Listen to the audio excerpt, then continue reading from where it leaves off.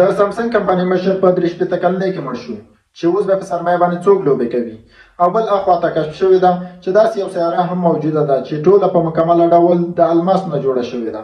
او تر ټولو مهم خبر دا ده چې تاسو اوس کولی شئ چې 3D شیان هم لمس کړئ. اوس نړۍ څومره پرمختګ کړی ده. او زما پوښتنه ستاسو نه ده چې آیا افغانانو تاسو د خپل وطن لپاره څه کړي دي بغیر د جنګ نه؟ جاپان کې د ځمکې لاندې د راز نه ډک ځایونه دي چې د دې راز نه جاپانیان نه غواړي خلک ترې نه خبر شي. دا ځایونه چې تاسو یې ګورئ د 50 ټن نه ډېرې اوبه پاکې اوبه ذخیره کیږي.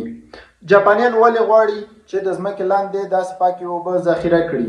او دا ځایونه د څه دپاره جوړ کړي دي؟ آیا د داسې یو کوم څه نه خبر دي چې موږ ترې نه یو خبر؟ او یا داسې کوم پیښه کیږي چې هغه کې د اوبو کمی راځي؟ که چیرته د اوبو جګړه راځي نو افغانستان تر ټولو ډېرې اوبه لري. نو دا اوبه به څنګه ساتل کیږي او څوک به مدیریت کوي؟ نو افغانستان خوشبخته ده چې دومره ډېرې اوبه لري اما د ساتنې څوک نشته ده. آیا موږ ته هم پکار ده چې داسې د پاکو اوبو ذخیرهګاوې جوړې کړو تر څو په بده ورځ موږ ته په درد وخوړلی شي؟ او که نه؟ هرو مرو ځواب راکړئ.